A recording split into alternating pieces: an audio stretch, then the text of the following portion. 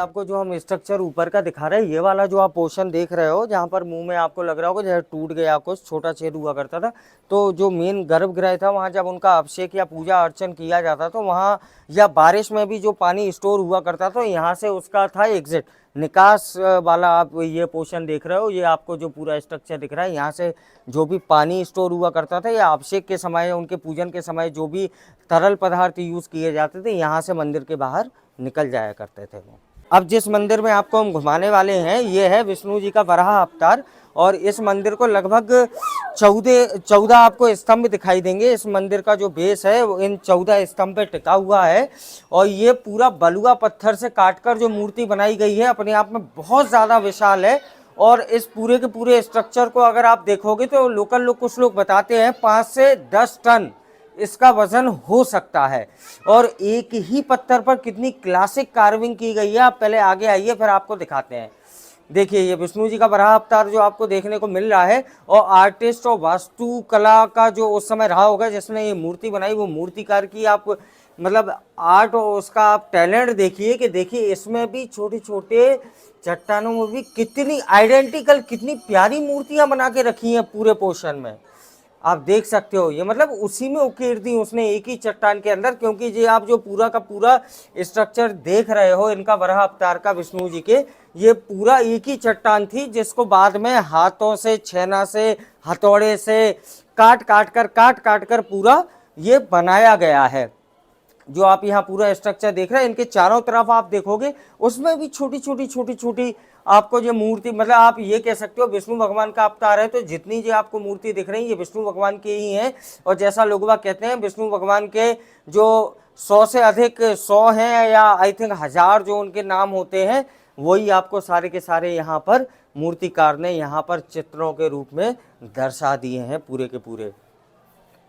और यहाँ देखो ये अभी क्या है, कुछ कई ऐसा समय हो चुका है, बहुत पुरानी है, खंडित हो गई। देखो नहीं तो यहाँ पर नाग देवता भी बने हुए थे प्रॉपर तरीके से, ये देखिए शेषनाग जहाँ पर वो विराजमान हुआ करते थे, यहाँ से खंडित हो गई है, नहीं तो यहाँ से आपको पूरे शेषनाग भी दिखाई देते। विष्णु भगवान के चरण चिन्ह भी आप बगल में देख पा रहे होंगे।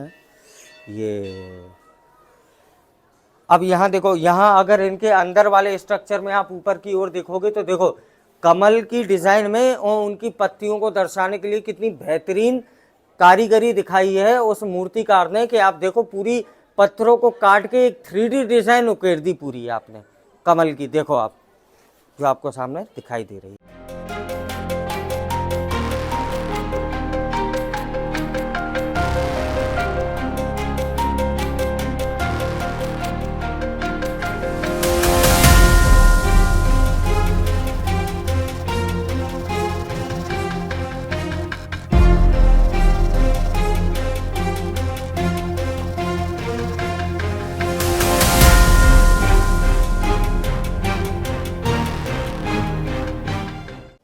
अब देखो आपको पता है यहाँ पे 9वीं 10वीं शताब्दी में लगभग 900 ईस्वी से 10वीं ईस्वी तक यहाँ पर चंदेल वंश रहे थे, और फिर 11वीं 12वीं शताब्दी में यहाँ पर बुंदेला राजा वगैरह, यहाँ बुंदेलखंड क्षेत्र कहा जाता है इसे, वो आ गए थे। तो उन्होंने भी जब ये मंदिर देखे थे तो उन्होंने भी यहाँ पर 1-2 मंदिर का निर्माण कराया था, ये जताने के लिए कि यहाँ पर किस तरीके से रहा जा सकता है, भारत की जो संस्कृति थी वो किस तरीके से कंबाइन रह सकती थी। तो यहाँ पीछे जो आप मंदिर देख रहे हो, तो इस मंदिर पे अगर आप नोटिस करोगे तो आप देखिए सबसे पहले लेफ्ट आप देखिए राइट साइड पे आपको जो दिखाई दे रहा है ऊपर का गुंबद, ये है मुस्लिम आर्किटेक्चर जो आपको दिखाई दे रहा है। उसी के जस्ट बगल में आप ऊपर की ओर ये इतना बड़ा जो देख रहे हो, ये पूरा का पूरा जैन आर्किटेक्चर कहलाता है। उसी के जस्ट नीचे आप थोड़ा सा देख रहे हो जैन आर्किटेक्चर में, ये पूरा का पूरा जो आपको वो ट्रायंगल शेप में दिख रहा है, ये है बुद्धिज़्म का। और उसके बगल में जस्ट ऊपर जो हम लोगों के मंदिर जैसे बनते हैं हिंदुइज्म के, वो आप लोगों को दिखाई दे रहे होंगे। और उसी टेम्पल के जस्ट नीचे आपको जो स्ट्रक्चर दिख रहा है, छोटे छोटे 3 मंदिर दिख रहे हैं, ये गुरुद्वारे में आपने ज़रूर इस टाइप का बना देखा होगा। तो यहाँ कहना क्या चाहते थे वहाँ के जो राजा वगैरह थे कि अगर आपको साथ में रहना है, जो भारतीय संस्कृति है, अलग अलग धर्मों का एक साथ रहना, ये भारत की खासियत हमेशा से रही है। तो मंदिर को वो इस तरीके से डिज़ाइन उन्होंने किया था, इस तरीके से बनवाया था, वो यही दर्शाता है भारत में रहना है या भारत की संस्कृति मेन क्या है, सभी अलग अलग धर्मों के लोग एक साथ रहा करते थे। चलिए अब यहाँ से आगे चलते हैं तो आपको घुमाते हैं दूसरा मंदिर।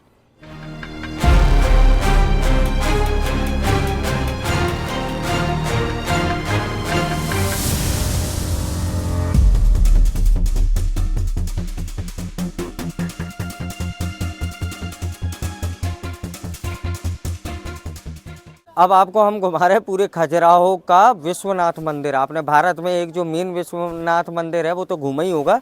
अब आपको हम खजुराहो का घुमाना चाहेंगे। और ये पूरे खजुराहो में जितने 25 टेम्पल आज बचे हैं ना, उनमें से सबसे ज़्यादा मान्यता प्राप्त यानी सबसे ज़्यादा इम्पोर्टेंस रखता है, महत्वपूर्ण माना जाता है ये मंदिर। जो चंदेल राजा थे जिनका नाम था धंग, 1002 ईस्वी के आसपास उन्होंने इसका निर्माण कराया था। और छोटी सी ये डिटेल लिखी है, आप ये पढ़ सकते हो यहाँ पर मंदिर के बारे में। आइए अब आपको मंदिर में आगे दर्शन कराते हैं, ऊपर लेके चलते हैं विश्वनाथ मंदिर में। आपने देखा होगा जितने भी आप शिव मंदिर गए होगे तो वहाँ आपने नोटिस किया होगा जहाँ भी शिव जी विराजमान होते हैं या उनका शिवलिंग जस्ट सामने आपको दिखते हैं नंदी जी।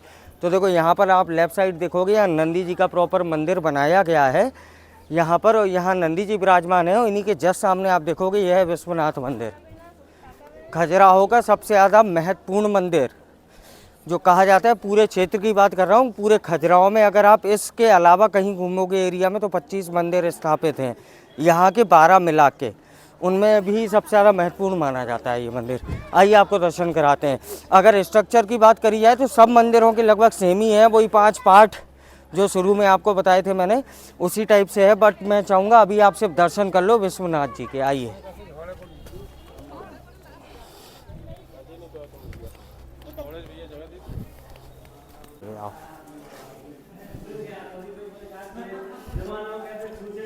देखो मंदिर का स्ट्रक्चर तो वही है जैसा हमने आपको घुमाया था अभी, लक्ष्मण टेम्पल और वो कंदरिया महादेव का मंदिर, ऐसे ही ये विश्वनाथ मंदिर है, लगभग सेम स्ट्रक्चर है। और बाहर भी वही मूर्ति कला वगैरह सब यूज़ की गई। तो आइए पहले आप बस दर्शन कर लो उनके।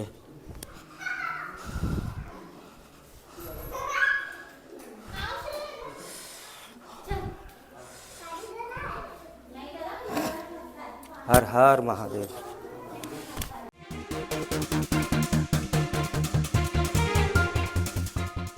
ऊपर प्रधान देवी उनकी वही है, उनकी भाई पार्वती जी। अगल बगल आपको दिखाई देंगे ब्रह्मा विष्णु जी।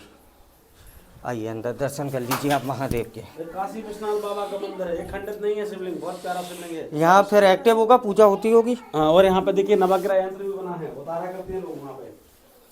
ये देखिए ये है वो शिवलिंग। कितने साल पुराना है? 1000 से 1000 साल पुराना है, 9वीं शताब्दी का। चलो 1000 से 1200 आदि परिक्रमा। हर हर महादेव।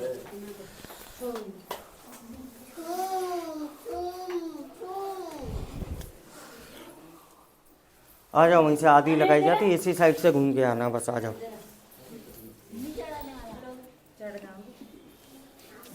अब आपने ये देख लिया यहाँ पर क्या है कि इसका जो फेस है वो इस डायरेक्शन में, अगर वहाँ से निकलती है धूप तो डायरेक्ट पहली किरण यहाँ पड़ती है शिवलिंग पे।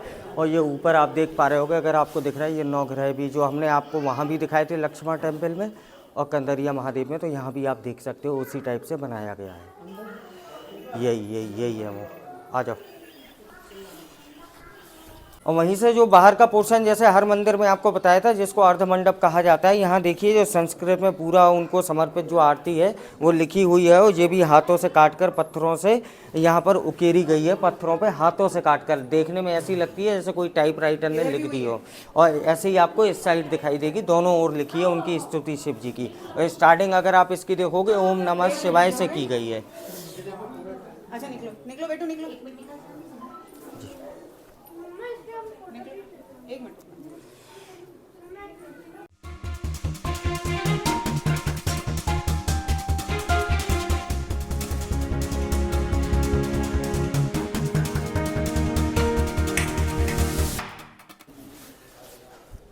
चलिए अब आप यहाँ दर्शन करिए हमारे यहाँ नंदी जी के। और आपको पता है यहाँ शिव जी बैठे उनके जस्ट सामने उनको भी स्थापित किया गया है। जो यहाँ देखो बलुआ पत्थर में काट के ये पूरी की पूरी आप डिज़ाइन देख पा रहे हैं, एक ही चट्टान को काट कर ये डिज़ाइन बनाई गई जो 5 से 10 टन कही जाती है वेट में, जो आप यहाँ देख पा रहे हैं। और ऊपर की अगर आप कार्विंग देखोगे कि कितने बेहतरीन तरीके से ये पूरी की पूरी चट्टान जो मंदिर जब बनाई गई थी ये पूरी उकेरी गई है, अपने आप में लाजवाब नमूना है वास्तुकला का।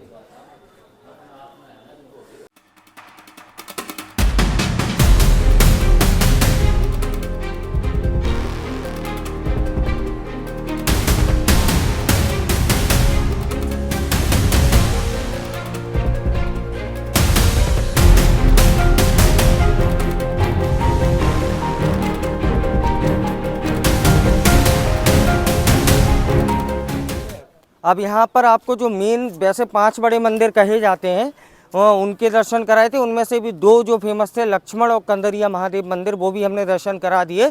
अब आप यहाँ अगर थोड़ा सा आओ, यहाँ से हम थोड़ा मंदिर के बारे में आपको बताना चाहेंगे। यहाँ जो पीछे आपको मंदिर दिखाई दे रहा है ना, अगर आप सोचोगे कि इनके पत्थरों को किस तरीके से बनाया गया है, जैसे पहले महल बनाए जाते थे कि अलग तरीके का उस टाइम का पेस्ट बनाया जाता था, उनको यूज़ किया जाता था पेस्ट बना के, नहीं। इन मंदिरों की विशेषता क्या है, इनमें चलता था इंटरलॉकिंग सिस्टम। इंटरलॉकिंग मतलब क्या होता था, जैसे एक कोई पोर्शन बनाया गया पत्थर का, तो उसमें कुछ पार्ट इस तरीके से छोड़ा जाता था और दूसरे पार्ट को इस तरीके से बनाया जाता था कि जब उसको उसके ऊपर रखा जाए, दूसरे पत्थर के पार्ट के ऊपर, तो वो इंटरलॉक हो जाए, एक दूसरे से कनेक्ट हो जाए, चिपकाने की ज़रूरत ना पड़े। फिर भी इसके ऊपर के अगर आप गुंबद को नोटिस करोगे, जो मंदिर के ऊपर बना है, सबसे ऊपर का पार्ट अगर मैं आपको थोड़ा सा जूम करके दिखाऊं, तो आप जो सबसे ऊपर वाला पार्ट देख रहे हैं इस मंदिर का, ये आपको दिख रहा होगा जैसे आमले की शेप में बना है। आमले की शेप में क्या, ये भी इंटरलॉक, मतलब ऊपर का जो होता था, जो एयर टाइट सिस्टम कहते हैं ना, कि ऊपर का पोर्शन अगर मंदिर का कुछ रह गया तो एयर टाइट करना है उसको, कि हवा नीचे नहीं जाए, पानी ना जाए, कोई सिस्टम ना रहे, तो वो इस तरीके से बनाया गया था। इसलिए इसे अम्बलिका नाम से भी कुछ ऐसा जाना जाता है, अम्बलिका वगैरह कुछ कहते हैं। आमले की शेप में कुछ हुआ करता था, तो पूरे मंदिर के जो ऊपर के डोम है वो इंटरकनेक्ट कर दिए जाते थे। तो आप ये देख रहे हो। उसके बाद अगर फिर समस्या होती थी कि इन मंदिरों में क्या है कि अगर कभी बारिश वगैरह हो जाए, पानी वगैरह गिरने लगे, तब क्या किया जाए। तो इसमें क्या होता था कि जैसे उड़द की दाल हुआ करती थी, गोंद हुआ करती थी, और जो हम लोग आज जिसको सन कहते हैं, वो भूसा टाइप पतली आती है, वो हुआ करती थी। इन सब और कत्था वगैरह कलर के लिए इन सब का पेस्ट बना के, अगर थोड़ी बहुत इंटरकनेक्ट जब करते हैं पत्थरों को डिज़ाइन में, अगर थोड़ी बहुत दरार रह जाए या गैप रह जाए, वहाँ से भर दिया जाता था, क्योंकि वो समय के साथ धीरे धीरे कठोर हो जाया करती थी। तो इस तरीके से पूरा इंटरलॉक कर दिया जाता था मंदिर को, कि बारिश वारिश का पानी भी ना जाए।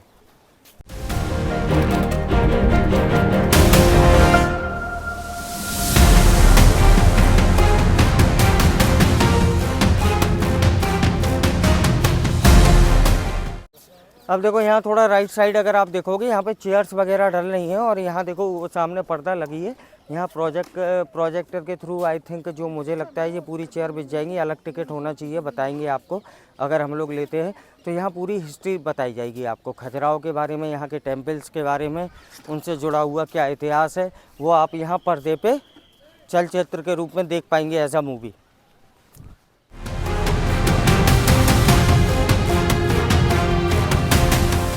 अब आपको जिस मंदिर में लाए हैं हम, वो है चित्रगुप्त मंदिर। और यहाँ नाम से आप कंफ्यूज मत हो जाना। अगर मैंने बोला चित्रगुप्त मंदिर, क्या है कि ये जो मंदिर है वो सूर्य भगवान को समर्पित है। यहाँ पर अंदर जो मूर्ति रखी है वो सूर्य भगवान की है, और सूर्य भगवान को आपको पता है रथ पे आरोहण होते हैं, और साथ उनके साथ वो घोड़े होते हैं जो उनका रथ होता है, उसमें उसी टाइप की मूर्ति रखी है, उन्हीं को समर्पित ये मंदिर है।